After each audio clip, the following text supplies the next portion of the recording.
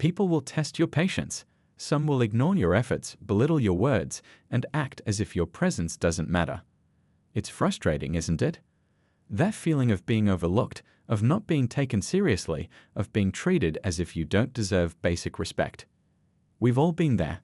Whether it's a boss who dismisses your ideas, a friend who constantly undermines you, or a family member who refuses to acknowledge your worth, disrespect stings.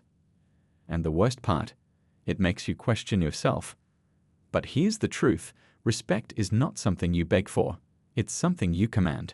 And the way you respond to disrespect can either make you stronger or break you down. Think about it. How many times have you replayed a conversation in your head, wishing you had said something different? Wishing you had stood up for yourself instead of brushing it off? Wishing you hadn't let someone else's words affect your confidence? This is not just about dealing with rude people, it's about reclaiming your power. It's about showing up in the world in a way that demands respect without ever having to raise your voice or lose your cool. Because real power is quiet. It's not about proving anything to anyone. It's about knowing who you are and refusing to let anyone make you feel small. In this video, we're going to explore 5 powerful ways to handle people who don't respect you.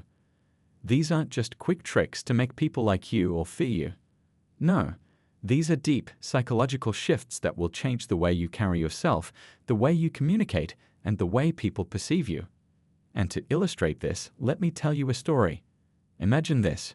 You're in a meeting, you share an idea, and the room goes silent. A few seconds later, someone else repeats the same idea, and suddenly, everyone is nodding in agreement. You sit there, stunned. Did they not hear you? Did your words not matter? Your heart races, your face burns with frustration, but you say nothing, because you don't want to seem dramatic. But what if, instead of shrinking back, you handled it differently? What if, instead of questioning yourself, you turned the situation around in your favor? Stay with me, because by the end of this video, you'll know exactly how to do just that. You sit there, hands clenched under the table, trying to mask the frustration boiling inside you. The room is still buzzing with excitement over the idea. Asterisk your idea asterisk, but no one acknowledges that you were the one who first said it. You glance around, wondering if anyone noticed. Maybe they did. Maybe they didn't. Either way, no one speaks up. And neither do you. This isn't the first time it's happened. You've lost count of how many times your voice has been drowned out, how many times you've been interrupted mid-sentence, how many times someone else has taken credit for something you worked hard on. You tell yourself it doesn't matter, that you're overreacting. That maybe if you work harder, speak clearer, or try to be more assertive, people will start listening. But deep down, a question lingers. Asterisk, why don't they respect me? Asterisk. It's not just in meetings. It happens everywhere. A friend constantly talks over you, as if your words are just background noise. A colleague conveniently forgets to include your name on an important email. A family member dismisses your feelings, making you feel as if your emotions are too much, too dramatic, too unnecessary, and every time you let it slide. Not because you're weak, not because you don't care, but because you don't want to start a fight. But here's the problem: every time you let it go, a part of you feels smaller. It's like a tiny voice inside you, whispering that maybe they're right. Maybe your words don't matter. Maybe your presence isn't important. And the more it happens, the harder it becomes to push back. You think about saying something, but what if they laugh it off? What if they make you feel even so, you stay quiet? You force a small smile, nod along, pretend. So, you stay quiet. You force a small smile, nod along, pretend it doesn't bother you. But it does. Later, when you're alone, it replays in your head like a scene from a movie. The moment your idea was stolen. The moment your voice was drowned out. The moment you let it happen. Again. You tell yourself that next time will be different, that you'll speak up, that you'll demand respect. But deep down, you're not sure how. Because the truth is, you're not dealing with just one person. It's not just about that one meeting, that one conversation, that one interaction. It's a pattern. A cycle. And the more it happens, the more it feels like a part of your reality, like this is just the way things are. But then something shifts. One day, it happens again. Only this time, it's worse. It's a moment so blatant, so undeniable, that you can't ignore it anymore. Maybe it's in front of, maybe it's the way they smirk when they do it, like they know exactly what they're doing. This time, it's not just an idea being taken. It's your effort, your hard work, your credibility being stripped away in front of everyone. And the worst part? No one says anything. No one even hesitates before accepting it as truth. The weight of it presses down on you, harder than before. But something inside you stirs. This time, the frustration doesn't fade. It grows. You start to wonder, why do they think they can get away with this ? And then, the realization hits you. They don't just think they can. They know they can. Because every time they've done it, you've let it happen.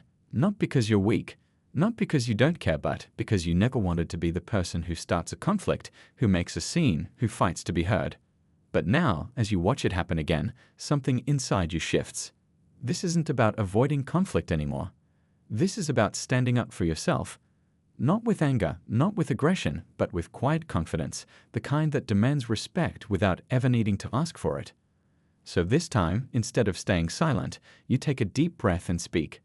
Calmly, directly. Actually, I mentioned that earlier. The words are simple, but they land with weight. The room goes still for just a second, just long enough for people to realize the truth. You don't raise your voice. You don't accuse anyone. You simply state the facts. And in that moment, something remarkable happens. People notice. They shift in their seats. The person who took credit falters, searching for a response, but there's nothing they can say that won't make it worse. For the first time, you feel it, that power that comes from knowing your own worth. Not from forcing people to respect you, but from carrying yourself in a way that makes it impossible for them not to. The shift is subtle, but it's there. The next time you speak, people listen. The next time someone tries to cut you off, you don't shrink back, you keep talking. And over time, you realize that respect isn't something people give you. But just when you think you've figured it out, life throws one final test your way. A situation even bigger than before. This time, it's not just about an idea or a conversation. It's about a decision, one that will determine how people see you moving forward. Someone challenges you again, this time more openly. Maybe they sense the shift in you. Maybe they're testing to see if you'll revert to your old ways.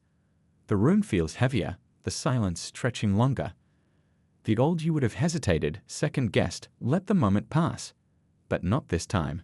You meet their gaze, steady and unwavering. Instead of feeling the need to prove yourself, you simply hold your ground. You don't rush to defend, don't seek approval. You've learned that real respect doesn't come from fighting for it, it comes from knowing you already deserve it. And in that silence, something powerful happens. They back down. Not in defeat, but in recognition. They see it now. The change in you. The confidence, the self-assurance.